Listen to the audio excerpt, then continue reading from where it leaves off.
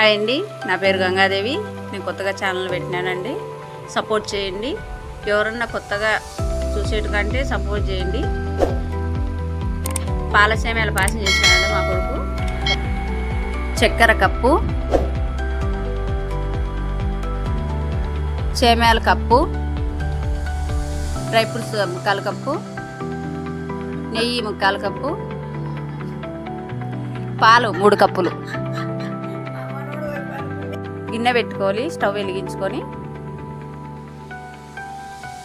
గిన్నె వేడైన తర్వాత నెయ్యి వేసుకోవాలండి. సగము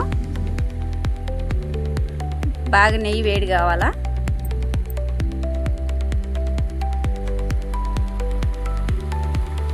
నెయ్యి బాగా వేడయిందండి. ఇప్పుడు డ్రై ఫ్రూట్స్ వేసుకోవాలి.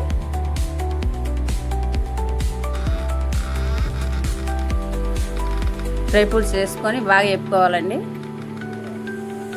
బాగా కలబెట్టుకోవాలి. స్టీల్ గిన్నె కాబట్టి మాడిపోతుంది.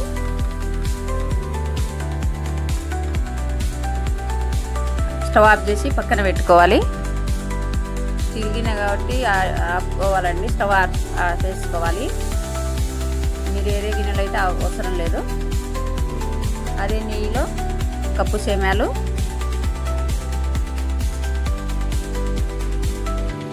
కప్పు సేమియాలు వేసుకొని బాగా వేపుకోవాలి.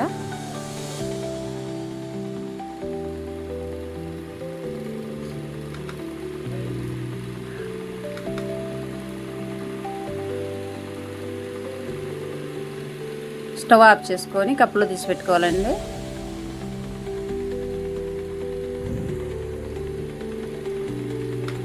అదే గిన్నెలో 3 కప్పులు పాలు, 1/2 లీటర్ ఉండి 3 కప్పులు వచ్చినాయి. మీరు నీళ్ళు కాబట్టి కలుపుకోవచ్చు, మీ ఇష్టం.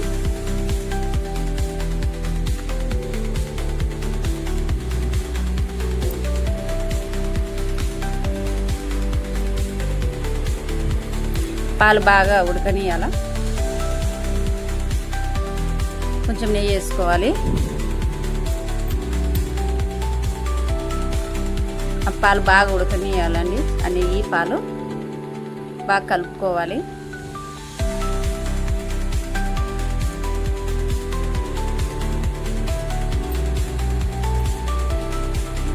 బాగా ఉడుకుతున్నాయండి పాలు. తర్వాత చక్కెర వేసుకోవాలి. 1 కప్పు చక్కెర కానీ బాగా ఉడకాలి పాలల్లో. కొంచెం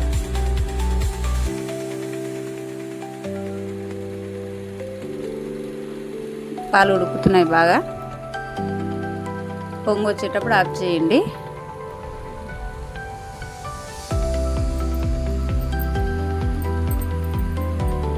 స్టవ్ ఆఫ్ చేసుకోండి. ఇంకా ఒక 10-15 నిమిషాలు స్టవ్ ఆఫ్ చేసినాక వదిలేయాలండి పాలు నట్ని. సేమియాలు వేసుకోకూడదు. 15 నిమిషాల తర్వాత డ్రై ఫ్రూట్స్ వేసిన తర్వాత బాగా కలబెట్టుకోవాలి. మళ్ళీ సేమియాలు వేసుకోవాలి కప్పు. తర్వాత బాగా కలబెట్టుకోవాలి. ఇంకా బాగా చల్లారితే అది గట్టి పడుతుందండి. ఇంకా కొంచెం లూజ్గానే ఉంది. సేమియాల పాయసం నచ్చినట్టయితే లైక్ చేయండి, షేర్ చేయండి, సపోర్ట్ చేయండి.